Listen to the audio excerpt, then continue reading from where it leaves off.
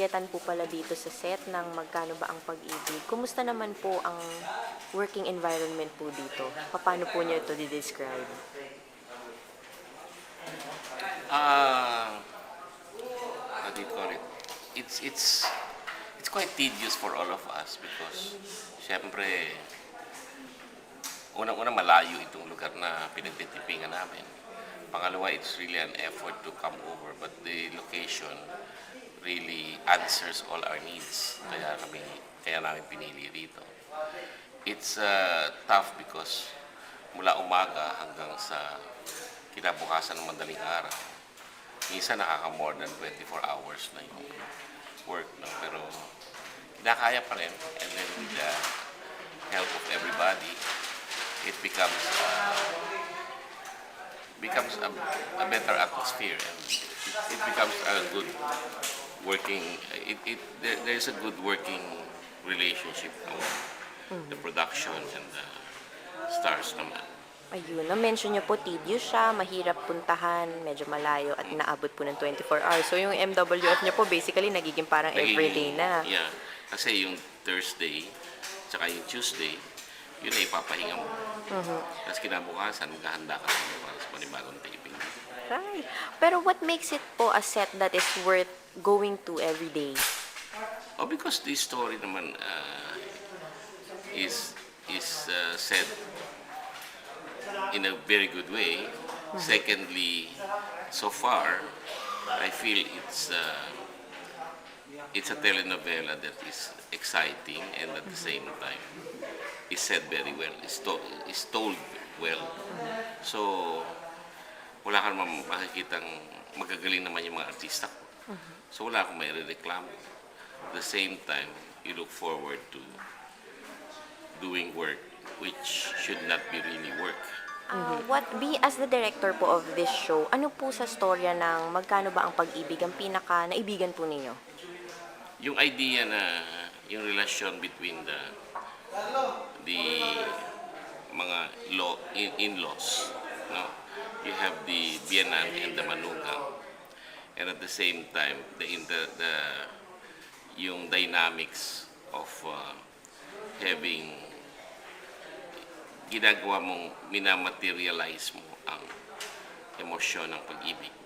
Di ba? Like love or the emotions are put into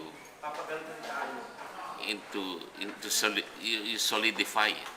Nagiging solid kasi binibili mo yung pag-ibig. Di ba? Binibili mo yung love, yung emotions, which eventually in the run of the story is being developed. So it becomes now. Kasi emotions are given free, di ba? And they're not and you exercise them because it's how you react. But in terms, pagka sinolidify in terms of money, or in terms of price, or in terms of remuneration, iba na ang ibig sabihin nun, di ba? Parang wala na yung emosyon mo, wala na yung nagiging concrete, na-objectify. So that is the basic premise, diba? And that's what the whole story is all about.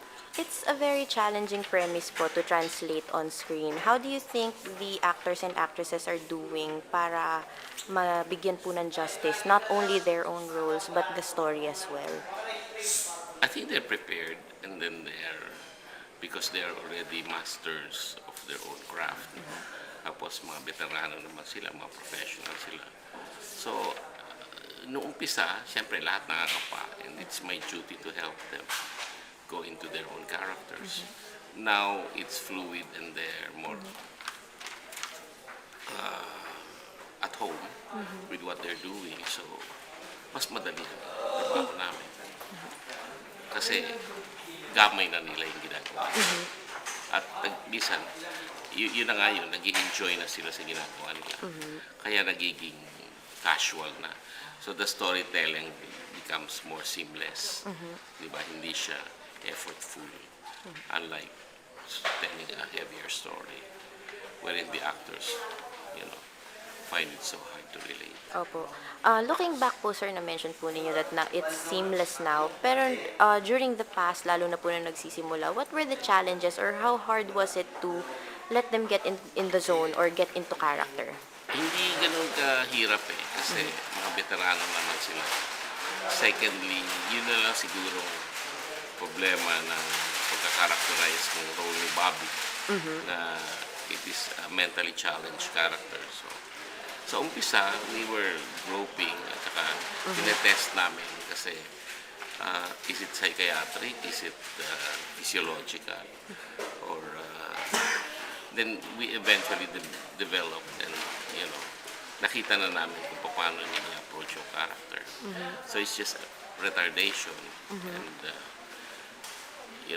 how to like and treat it as much as yung age niya, yung hindi yung the third age na, hindi yung retarded age.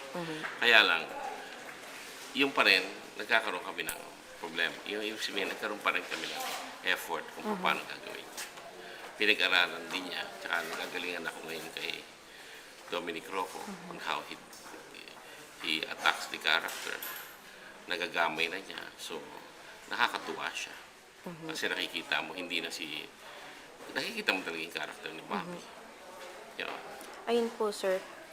Parang nung nagsistart po ba si Dominic, kasi ngayon po is he's not only one of the key characters in the story, but in Afternoon Prime as well. Isa po siya dun sa mga inaabangan.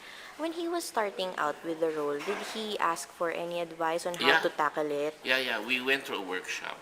We went through the workshop for the GMA Artist Center. And I was the one handling it. So I saw the potential. And then when I read the script and then saw the possibility that he can tackle Papi, alam ko na makakayanan niya. So hindi ako nagdalawang isip na o nag-doubt na sa tingin ko kung magagampanan niya yung character. Tuloy-tuloy yung hanggang sa ngayon yung nangyari, he was doing it, parang gamay na niya. Opo.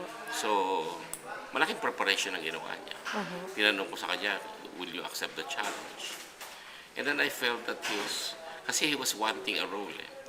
He was searching for a role and at the same time, he wasn't really given as much importance. So, kaya yung binibigyan siya ng mga meaty roles as this. And then, nagkasabay pa yung parehong artista namin na si Sid at saka siya. Nasa Bonifacio rin. Diba? Opo. So, parang ewan ko kung bakit nagkaroon ng ganong timing na sabay-sabay sila, parehong artista sa isang show at pareho ring artista sa kabilang isang miniseries. Diba? So, parang na-overload yata sila kasi napagod sila on both ends. And then, halos araw-araw sila nagtatrabaho. Yung pagod po ba na yon o yung parang pagkahati dun sa attention dun sa isang show and then dito po sa isa, evident po ba sa kanila yon when they come on the set or do they still give 100% for this show?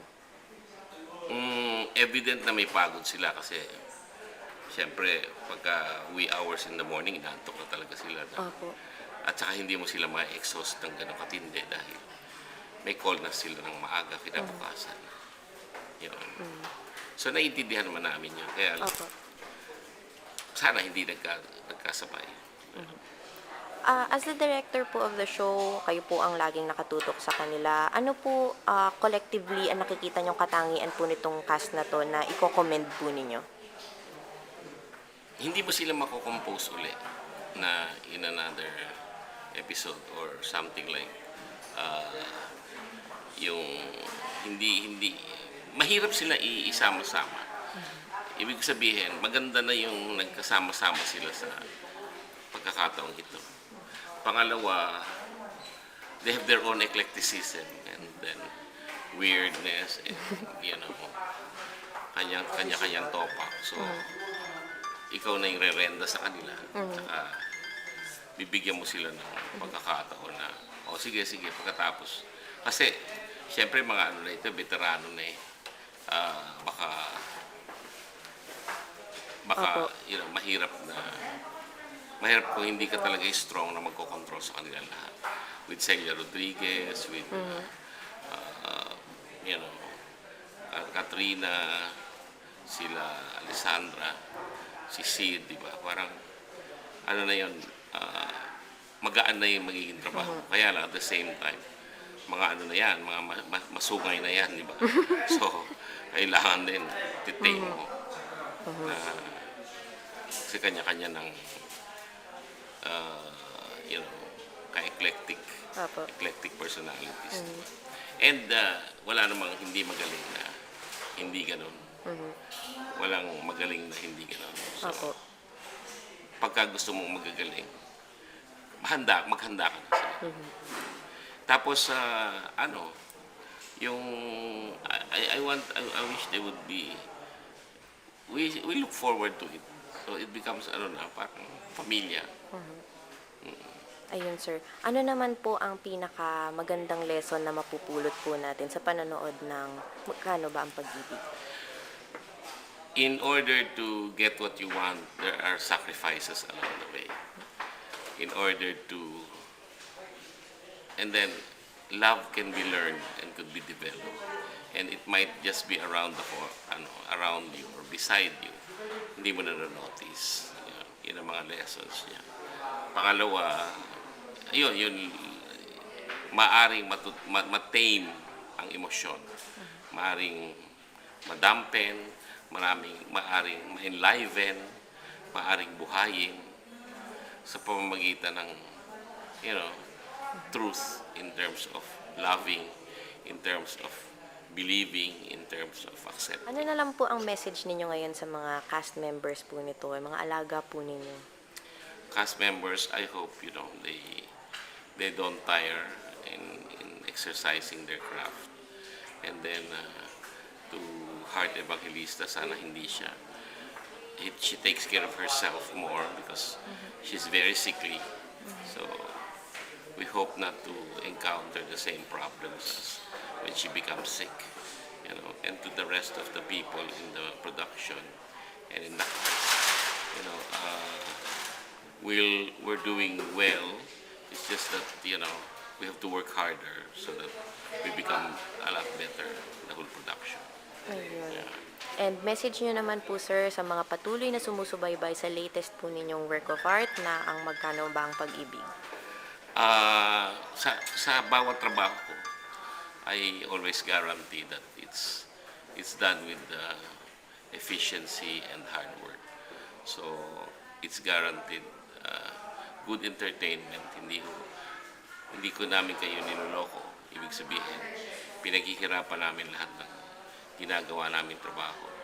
And me as a captain of the ship and a captain of the production, I see to it that everybody functions well and everybody does their best as far as we can do.